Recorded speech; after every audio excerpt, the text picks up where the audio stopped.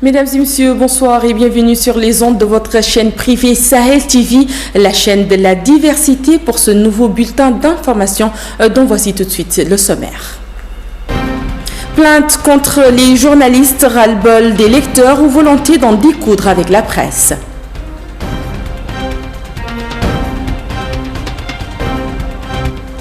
Les opportunités d'investissement en Mauritanie examinées à Al-Sharira aux Émirats Arabes Unis. La Fondation Maloma lance un nouvel album pour sauver quelques morceaux authentiques.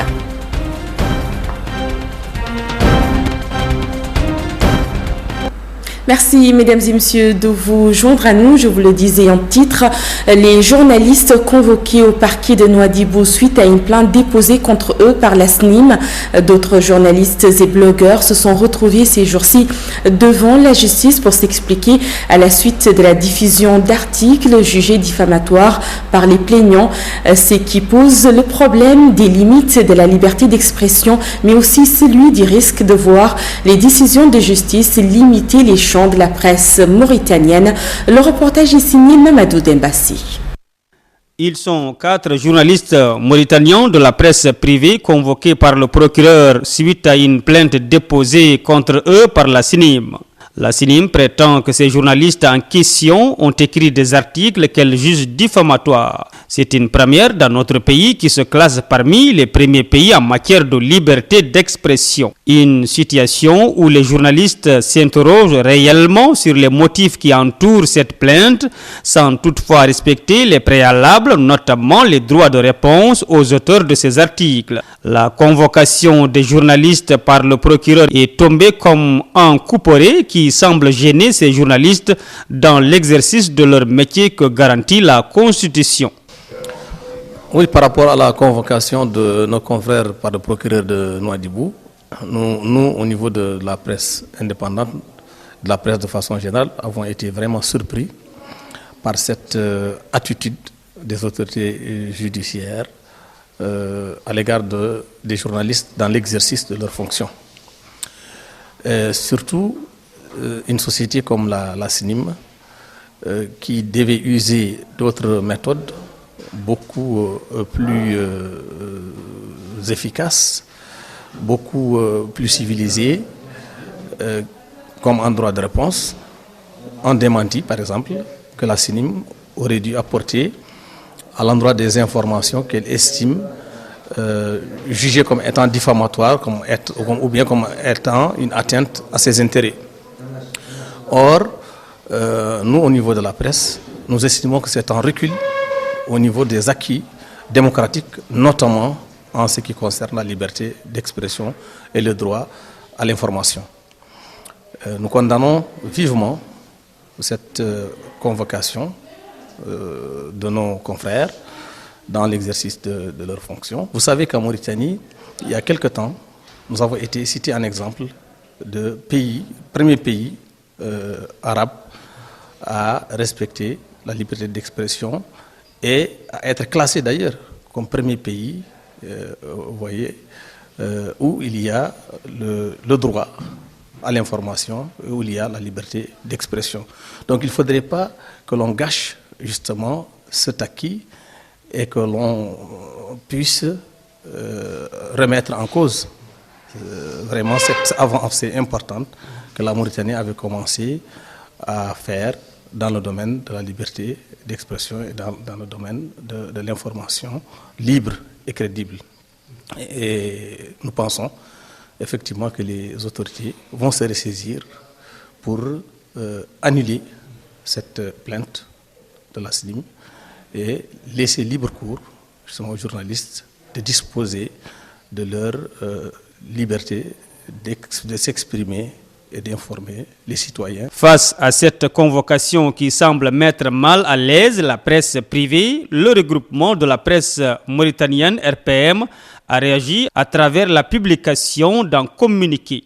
Le RPM dit avoir constaté ces dernières semaines une forte multiplication de procédures judiciaires à l'encontre des journalistes de la presse indépendante du pays. Il dit prendre également acte de cette situation de ciblage et de harcèlement. Le regroupement dont le président fait partie des journalistes convoqués à Nouadhibou rappelle aussi au pouvoir public que la liberté d'expression et la liberté d'information sont des droits inaliénables qui ne peuvent souffrir d'aucune restriction. Les pouvoirs publics en Mauritanie chercheraient-ils à mettre des garde-fous pour délimiter la liberté de presse? Je veux dire aujourd'hui que la liberté de presse en Mauritanie a atteint son apogée et que d'ailleurs il y a eu beaucoup de séminaires dans ce sens, dans le cadre de faire des garde-fous pour cette fameuse liberté d'expression et cette fameuse liberté de presse. Et je dois rappeler pour les journalistes qu'il y a une grande distinction entre ce qu'on appelle l'information et la rumeur. Et que certainement l'information a une source et que la rumeur c'est autre chose.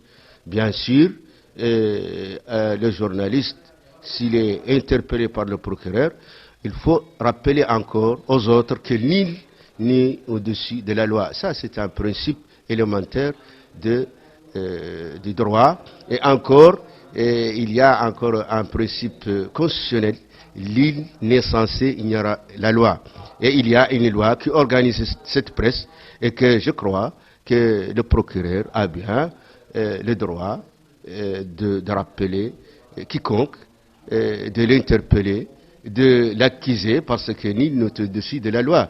Et je crois que la justice est souveraine. Et c'est pas parce qu'on a interpellé un journaliste que c'est la fin du monde. Partout ailleurs, en Afrique, en Amérique, en Europe, on interpelle les journalistes, on les arrête. Mais c'est comme toute personne, on l'envoie en justice et qu'il bénéficie d'un procès équitable, d'une bonne défense, et que s'ils n'ont rien, et ils n'ont responsable de rien, ils seront acquittés comme toute personne. Dans tous les cas, le RPM lance un appel à l'État mauritanien pour mettre fin à l'ensemble des procédures judiciaires engagées contre la presse. Le RPM invite également le gouvernement au respect de la libre expression pour permettre aux citoyens de jouir pleinement de la liberté d'information que leur garantit la Constitution. Le RPM dit, selon le communiqué, prendre à témoin les hommes politiques, la société civile mauritanienne et les chancelleries étrangères accréditées à Nouakchott sur cet état de fait présent qu'ils considèrent préjudiciable à la morale et à la pratique pleine et entière de la démocratie. Un reportage signé Mamadou Dembassi. La Chambre de commerce d'El Sharira aux Émirats arabes unis a organisé un séminaire d'information sur les opportunités d'investissement en Mauritanie. Ce séminaire est aussi l'occasion d'évaluer les relations entre la Mauritanie et les capitaux du Golfe.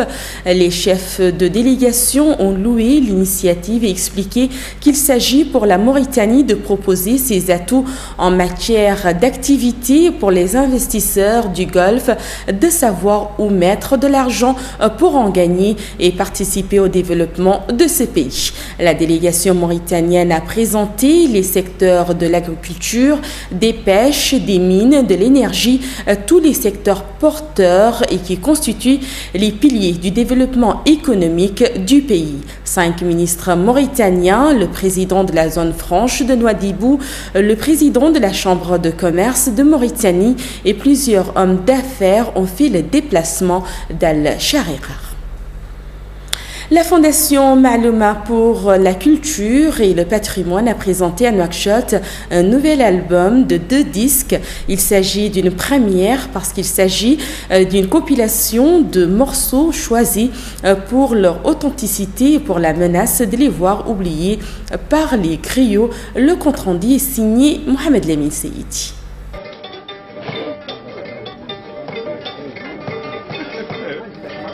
Lancement d'un nouvel album de musique, chansons populaires traditionnelles de Mauritanie. Une compilation de plusieurs artistes connus et représentative de l'authenticité des différentes écoles de la musique traditionnelle birmane. L'idée de Maloum Mitulmeda est de mettre ensemble sur le même disque plusieurs chanteurs. L'objectif est de préserver quelques-unes des grandes œuvres du passé. Le but de ce projet est de préserver le patrimoine musical et le mettre là où il faut pour mieux l'exploiter. C'est un trésor très important sur tous les plans. Alors la Fondation Malouma Mittelmeda a lancé un projet de préservation de la musique populaire sérieusement menacée par l'abandon.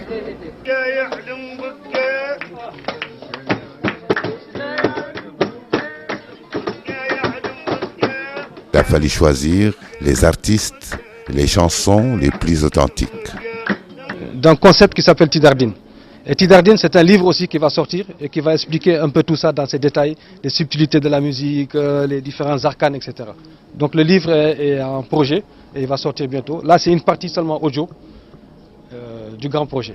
2 disques en un seul album. Au total, 23 titres qui respectent l'ordre modal de la musique pirane qui va de Kar à Begui et qui fait le choix de quelques choirs aux partitions qui sont de moins en moins chantées et qui incarnent parfaitement les sensibilités et rendent les nuances régionales de cette musique savant tout en étant populaire. Oulingzei, Mintilqaimish, Ouldendeni, Oulhambara, Ouleide, Mintilmeida sont autant de noms qui sont présents dans l'art traditionnel. Ils sont des Hôtes, du Tagan, du Brakna, du Trarza. La réalisation de cet album est une étape dans le super projet dit Tidarden, du lit tidinite, instrument utilisé par les griots, de l'ardine, la harpe utilisée par la griotte. La deuxième étape présentera la culture bonde, le folklore du tam-tam. En attendant de voir la Fondation Malouma explorer le riche patrimoine des autres composantes ethniques du pays.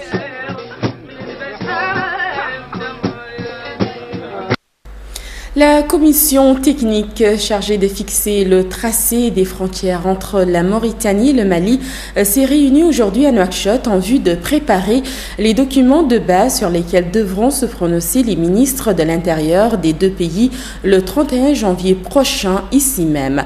Une réunion de routine qui permet aux deux pays de renouveler leur engagement mutuel à assurer la sécurité à leurs frontières communes en solutionnant les problèmes posés et identifiés comme étant une source probable de conflits.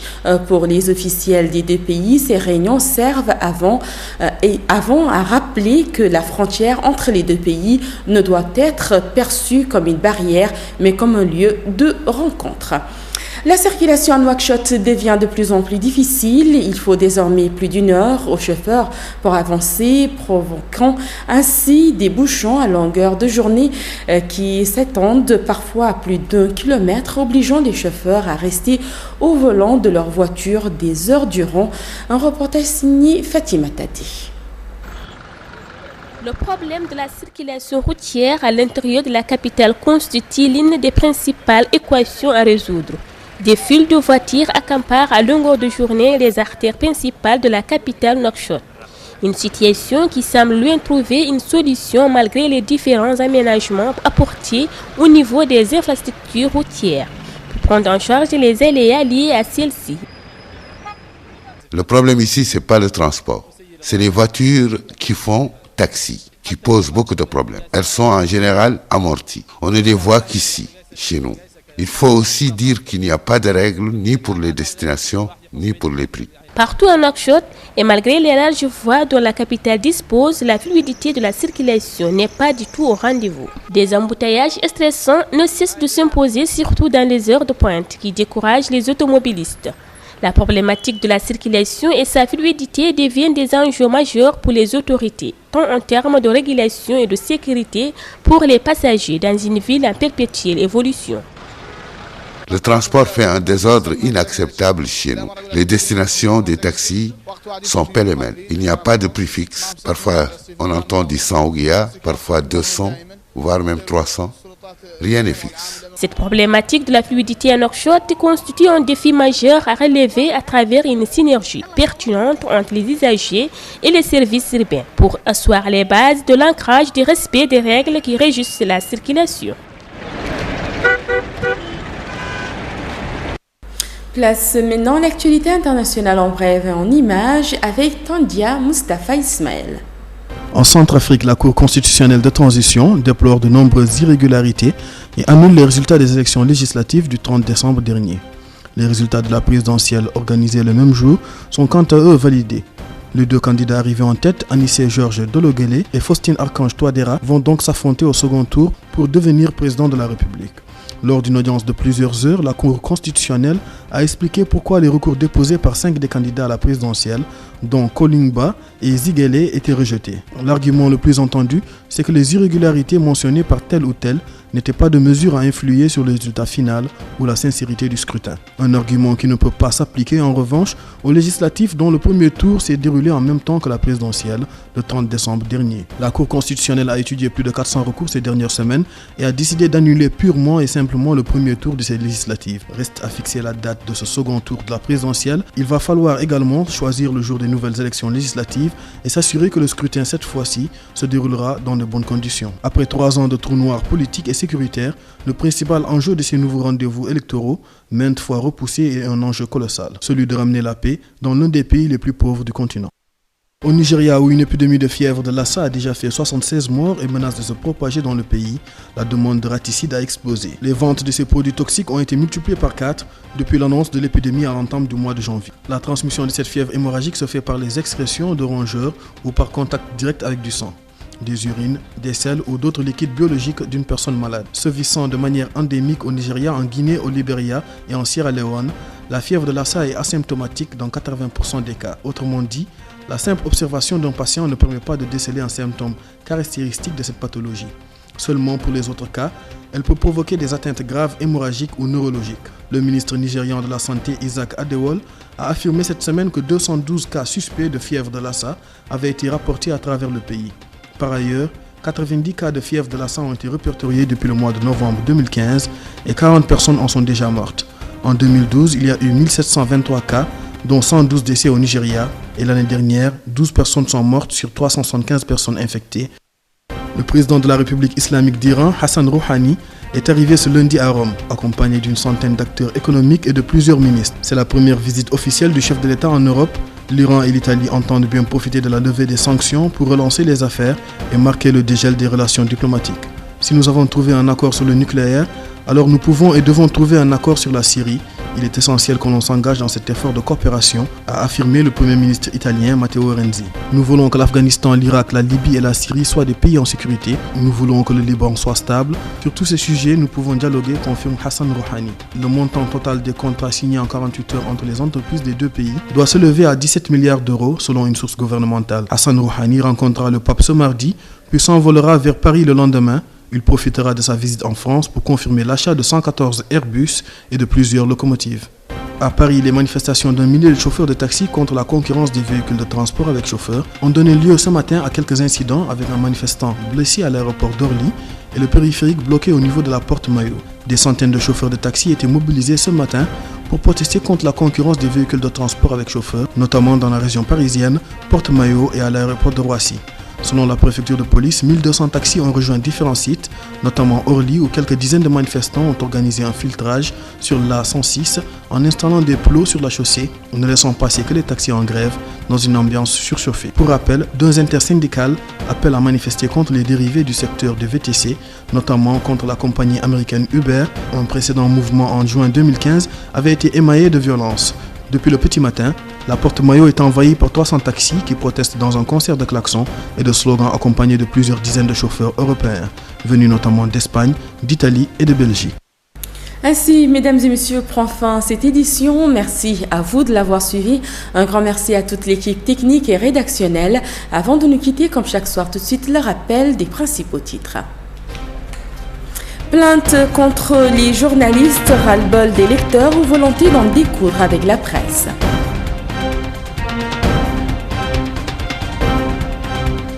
Les opportunités d'investissement en Mauritanie examinées à Al-Sharira aux Émirats arabes unis.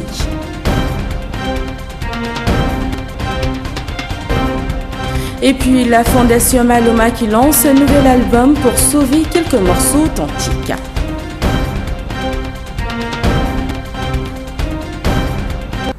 L'information continue sur notre site www.sahel.tv. Je vous souhaite de passer un excellent moment en compagnie de nos programmes.